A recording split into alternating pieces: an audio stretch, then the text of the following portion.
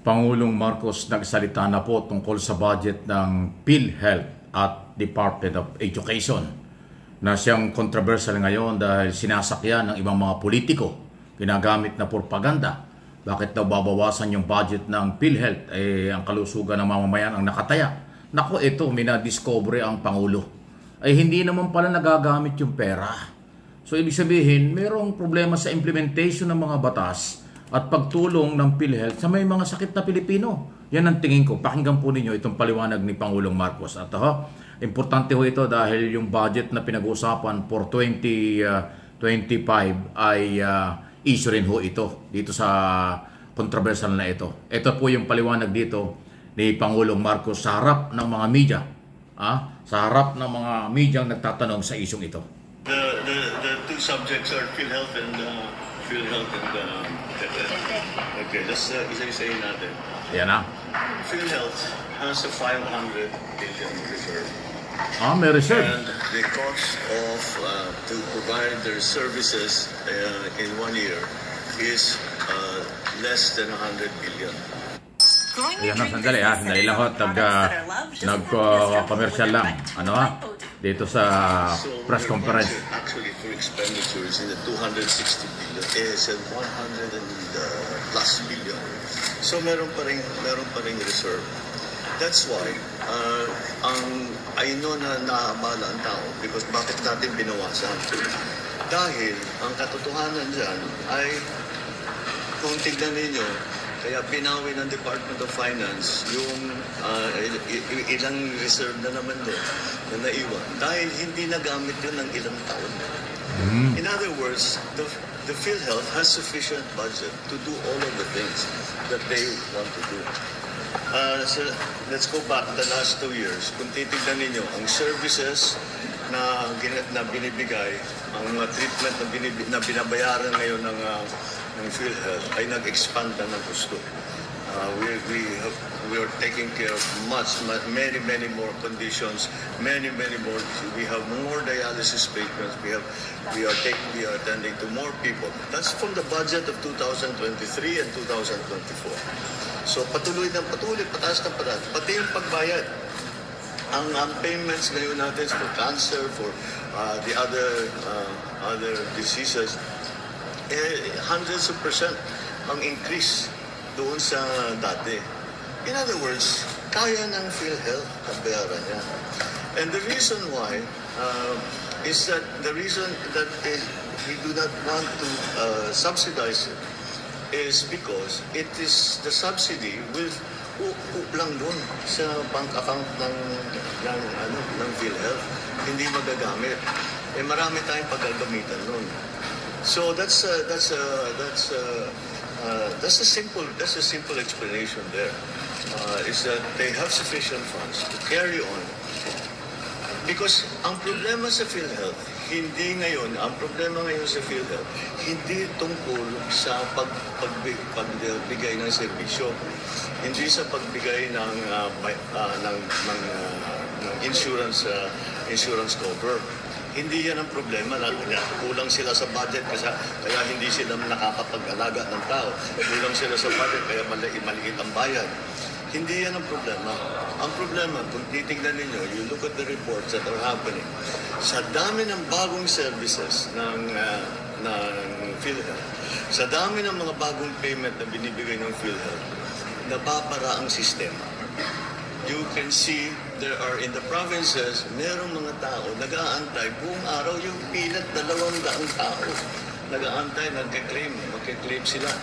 Hindi naman mahirap. So mabagal yung PhilHealth. That's what's happened in PhilHealth. Yun ang problema sa PhilHealth. On the subject of the DepEd, sandali, bago tayo dumako din sa DepEd naman budget, ayan ang sinasabi ng Pangulo. Meron daw sufficient budget ang PhilHealth na hindi nagagamit, kaya hindi kailangan ang malaking subsidize o malaking pondong ibibigay ng national government. Kasi nga, hindi nagagamit. So, maaaring kulang ng manpower sila para sa implementation ng project o kung ano man. Pero problema po yan, madami ang may sakit Madami po ang nangangailangan ng libreng gamot, libreng ospital. Pero marami palang pondo. Bilyon-bilyon pala ang pondo ng Department ng PhilHealth na hindi nagagamit. Parang ganoon lumalabas sa paliwanag ng Pangulo. So kaya nila hindi dinagdagan ng budget at hindi nilagyan ng budget mula sa national budget na pinag-usapan for 2025. So may problema ang PhilHealth dito dahil kulang sila sa implementation kasi ako naniniwala kung gagawin lang nila ang 100% na pagtulong sa mga mamamayang Pilipinong mahirap, hindi ho mai-stack yung budget na yan at hindi rin magrereklamo ang tao at hindi pipila ng napakahaba para makapag-claim. Sabi nga ng Pangulo pila-pila yung mga nagkiklaim So may sistemang problema. May internal problem ang PhilHealth dito.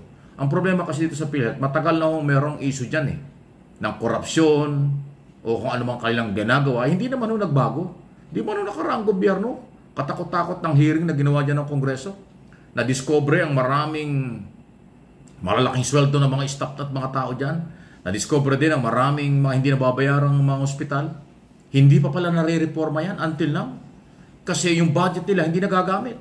So tama lang na hindi ito muna bigyan ng budget ng national government dahil maraming pinagkakabalahan ang pondo na kailangan ng Executive Department. Ayun ho yung paliwanag ng Pangulo. Si Pangulo mismo nagpapaliwanag yan. Ito, pakinggan naman natin ang issue sa Department of Health. Kasi nga itong PhilHealth, Department of Health, ang nagiging issue ng mga politiko at binabanatan ng gobyerno dahil pareho daw mahalagang bigyan ng budget, parehong nabawasan, parehong hindi nabigyan ng priority. Kasi sa ilalim ng saligang batas, nabanggit ko na ito sa ating mga nakaraang pag-topic, ay talagang ang DepEd, Department of Education, for education ng kabataan, ay dapat talaga number 1 ang budget nito. Pakinggan natin paliwanag ng Pangulo tungkol dito. Looking into it, I think it is contrary to all our policy directions.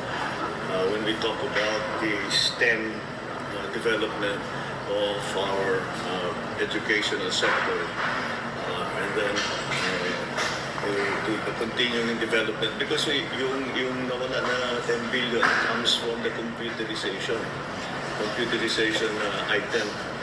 So we're working on it to make sure that we will restore it. Ayun. So malinaw. Malinaw po yung sinasabi ng Pangulo dyan. Kailangan ayusin po yung budget na ito. Palagay ko isa rin ito sa dahilan kung bakit madidelay ba ito dahil hindi muna matutuloy yung naka-schedule na signing. Meron pong signing ng budget ang Malacanang sa December 20 para doon sa 2025 budget ng buong gobyerno na inaproba ng Kongreso at Senado. Pero dahil nga ho sa may issue sa PhilHealth at Department of Education, kaya mukhang malilate ng bahagya, madidili ng bahagya ang pagpirma at binabalangkas pa. Ongoing pala po yung pagtalakay dito ng Executive Department kasi may mga senador na nag-propose na dapat daw ibito ng Pangulo yung ibang provision ng proposed budget, itong General Appropriation Bill para sa 2025. Di ba? So, kaya nakita ng Malacanang, kailangan talagang reviewin. At ngayon, ay kanyang ipinapaliwanag sa harap ng media na hindi problema yung budget ng DepEd at saka ng Department ng PhilHealth. Magagawa ng paraan. Napaliwanag ko na nga, yung sa PhilHealth, sobra-sobrang pera, hindi lang nagagamit. May problema sa implementation ng batas at saka ng budget. So, hindi kailangan dagdagan ng malaking pondo. Ang Department of Health naman, kasi yung computerization program daw, hindi raw natuloy, yun ang hindi malinaw yung program, kaya naman nabibitin yung budget. So, ayan po. Mahalaga yung budget ng ating gobyerno for 2025 kasi ilang araw na lang po tapos na ang 2024. Pag wala tayong budget sa January, maapektuhan yung mga ongoing project. Kasi itong budget for 2024, hindi na ito magagamit sa 2025 dahil tapos na. Every year po yung budget na nagiging batas. Yung pong budget ay under the law. Hindi po pwedeng yan walang batas. Delikado, walang safeguard yan. Kaya mahalaga yon. So, ayan. Malinaw kung bakit kulang na nabawasan yung budget ng Department of Education at saka itong PhilHealth kasi nga po mayroong problema sa mga implementation. So, galaw-galaw naman kayo dyan para hindi aiipit ang budget natin at ang gobyerno tungkol dito sa isyong ito dahil sinasakyan ng mga politiko. Alam mo naman, maraming magkakampanya na, mag-i-eleksyon, kaya maraming politikong sumasakay sa isyu ng budget na ito na pinapalabas, mali yung priority ng Malacanang, mali yung pagkakagawa ng budget ng Malacanang. dumaan nga sa Kongreso at Senado yan eh. Subject for approval eh, na-approve nila eh. So ngayon, ang balak pa dyan i-hold at araling mabuti kung paano ang dapat gawin. So yan ho, ano inyong masasabi rito? Ibinato sa Malacanang yung problema, samantalang Kongreso at Senado ang nag-aproba. Wow! At yan naman ho, ang problema pala. Kulang sa medyo mabagal ang Department of Education at saka ang PhilHealth. Naku, bilis-bilisan nyo. Parehong pangkalusugan at saka ho, education ng kabataan. Please like, share ng video ito.